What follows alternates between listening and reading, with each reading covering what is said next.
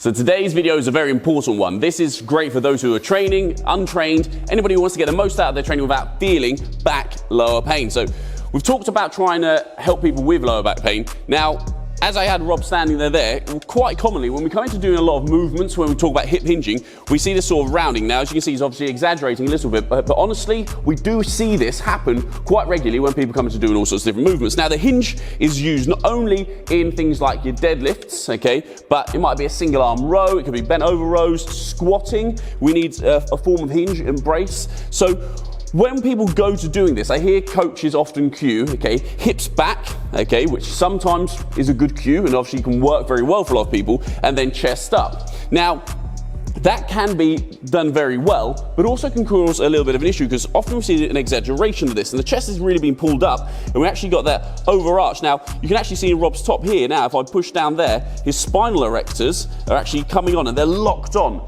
Now, if you can imagine working in that position for a long period of time creates a lot of fatigue here. And then that starts to create lower back pain and actually can prevent you from doing the movements you're trying to focus on. If you relax out there, Rob.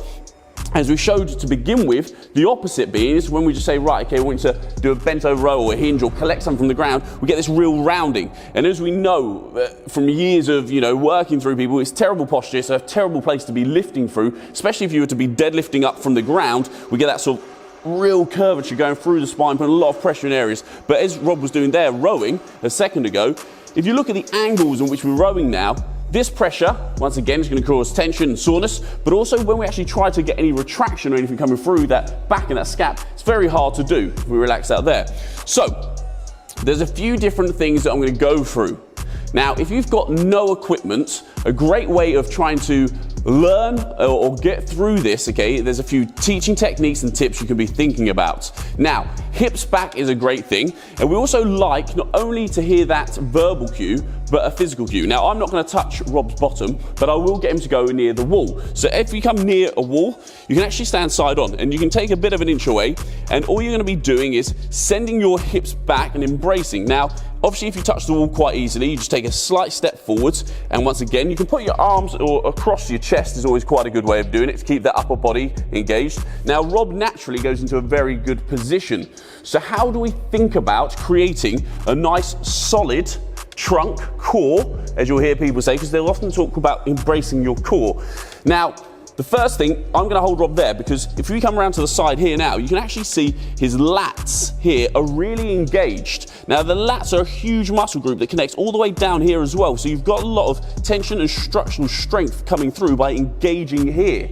If you stand up there, Rob. So how do we engage our lats? So the big muscle groups at the back, the way I focus or try to get people to do, and this is before we even start to think about what we talk about, where most people think is the core, is actually by, if you push your shoulders or feel like you're putting your hands down as deep as you can into your pockets down the side and then retract slightly and you squeeze. Now, people talk about squeezing oranges, okay, and it's trying to create that real tension. By doing this now, we're solidifying a nice strong upper back without having to really overarch, okay.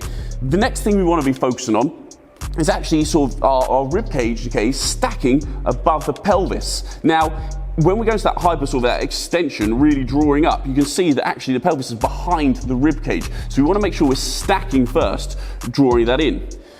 The way we create real tension through this area is actually by breathing in through our nose is a really good way of doing it. Now, you don't have to do this the whole time, but by doing that, it really encourages, okay, us to get that tension throughout the whole of the body. When we breathe in through our mouths, we often chest breathe, okay, and come up here. Once again, encouraging the rib cage to raise up, okay. But if we come in through the nose, get a nice diaphragmatic breath, it's quite solid in, gets that tension all the way through and the obliques and everything, you can actually feel that tension throughout. We've got the upper back squeezed and engaged, ribs are stacked above the pelvis. And then what we're going to do is do something called, as I call it, a waiter's tilt, okay, so a waiter's bow. If you come to the wall again, create that and imagine a waiter who's bowing down with their nice thing. And then just to keep on that theme, if you think about soup, okay, so the waiter's brought soup over and his hips, his pelvis is actually that soup and you're just pouring that soup out of the front. That's what we're doing. So we're just pouring it through out there, keeping that tension from the lats, all that trunk, that midsection, nice and strong, not overarching, and then drawing up. And when we're doing that, we're going to be soft on our knees. I see people lock out their knees, and obviously when you start to do that, you get very short range of motion, and it very much encourages that rounding. Soft on the knees doesn't mean breaking and trying to squat. So soft knees, allowing your hips to go back as we are doing. So that chest up cue isn't a bad thing for a lot of people because obviously they round, but if we can encourage people to focus on keeping this nice and strong, that lats engaged, it often keeps the chest nice and proud. Anyway, we're pouring out the soup, and then when we want to stand up, we want to really contract the hamstrings and the glutes to stand up, nice and strong, not hyperextending through, but getting that contraction. So this is obviously a great way of just doing it, creating that touch the wall, step forward slightly, send it back again to a point where you get to, and you can do it safely. Once you get to that point, maybe try 5 to 10 repetitions, feel the hamstrings getting a stretch on, creating tension throughout, getting a good squeeze in the hamstrings and the glutes. Great way to start off with no equipment.